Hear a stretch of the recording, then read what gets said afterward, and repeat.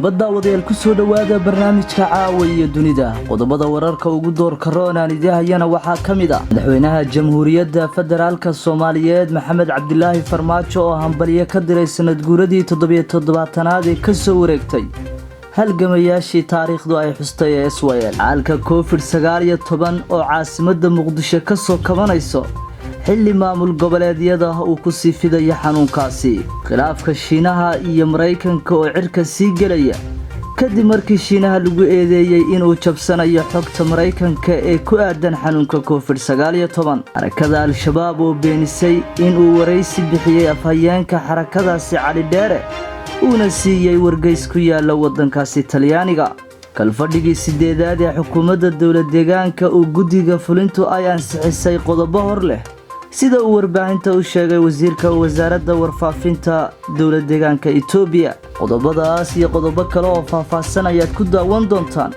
barnaamijka caawiya dunida oo idila socodsiinayo anigoo ah Sakriye Wadani waa habeenimo Jimca uu sii baxayo Sabtina ay soo galayso 15 May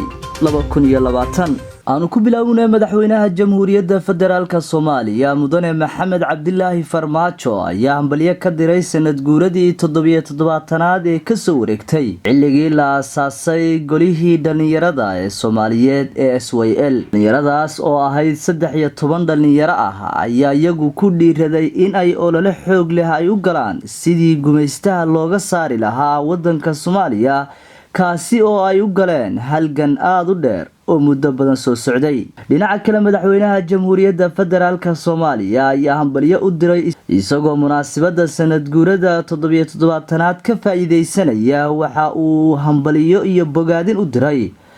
bahda dhakhaatiirta Soomaaliyeed oo dhalinyaro u badan sida ay nafahooda ugu horayaan buu yiri shacabkooda Soomaaliyeed ayna ula dagaalamayaan xanuunka COVID-19 iyagoo naftooda haligaad iyo dhibaato u marinaya sidii shacabka Soomaaliyeed ay u badbaadi lahaayeen dhanka kale madaxweynaha jamhuuriyadda federaalka Soomaaliya mudane Maxamed Cabdilaahi Farmaajo ayaa xukuumaddiisa waxa uu si mug leh ugu amaanay in guud ahaan laamaha kala duwan ee ay ka kooban tahay dawladdiisu ay hogaaminayaan buu yiri dhalinyaro aqoon-yahana kuwaas oo ay ka go'an tahay in ay soo celiyaan calankii Soomaaliyeed ee dhulka ku dhacay 30 sano ka hor isagoona dhalinyarada Soomaaliyeed ku amaanay nidaamka hufan ee ay ugu dhiiranayaan in ay badbaadiyaan shacabka Soomaaliyeed iyo waliba dawladooda oo haatan maraysa heer dawladnimadii ay soo noqoto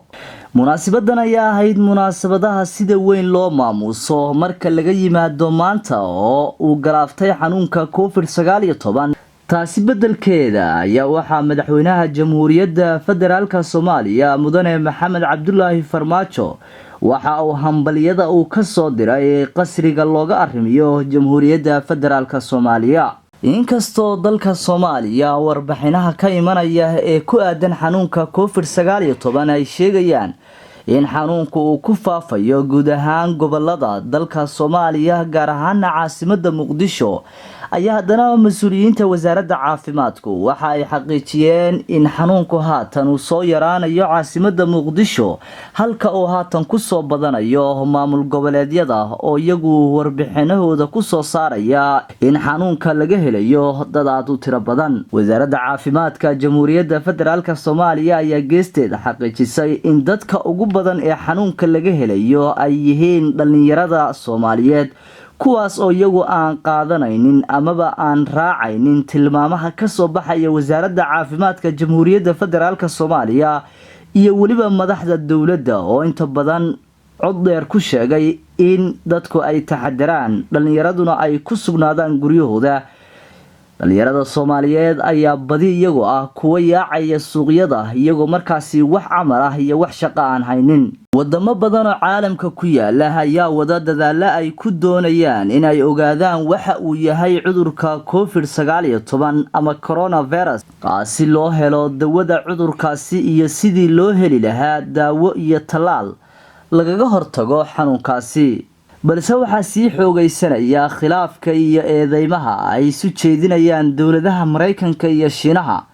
iyadoo dowladda Mareykanku ay Shiinaha ku eedeysay marar badan in uu ka dambeeyay dilaaca iyo faafidda xanuunka COVID-19. dhinaca kale Mareykanka ayaa mar kale Shiinaha ku eedeeyay in uu doonayo in uu xado cilmi baadhista cudurka COVID-19 ee dalkaasi Mareykanka. hay'adaha ammaanka dalka Mareykanka ayaa Shiinaha ku eedeeyay in uu taageerayo gacanna uu siinayo kooxo burcada oo isku dayaya in ay xadaan cilmi baadhista Mareykanka ee la xidhiidha daaweynta iyo ka hortagga cudurka coronavirus. warar ka soo baxaya Mareykanka ayaa lagu tilmaamay in FBI-du ay baadhayso isku dayga ay sameeyeen kooxahaasi burcadka ah ee dhanka netka ka soo weeraray,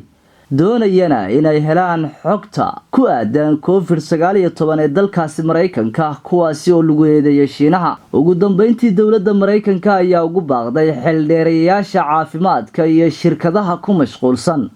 baadhidda daawada tallaalka xanuunka COVID-19, iyagoona ugu baaqay in ay ka taxadaraan amaba ay ka feejignaadaan kooxaha burcadka ah ee isku dayaya inay xogahaasi helaan. dhanka kale Shiinaha ayaa isna marar badan beeniyay eedeymaha uu u soo jeedinayo wadanka Mareykanka oo uu ku tilmaamay waxba kama jiraan iyo maamul xumo ka jirta dalkaasi Mareykanka. Xarakada Al-Shabaab ee ka dagaalanta Soomaaliya ayaa waxa ay beenisay war ay qortay mid ka mid ah wargeysyada ka soo baxa wadanka Talyaaniga, kaasi oo sheegay in waraysi uu la yeeshay afhayeenka xarakadaasi Cali Dheere. wargeyska Republic ee ka soo baxa wadanka Talyaaniga ayaa sheegay in uu waraysi ka qaaday afhayeenka xarakada Al-Shabaab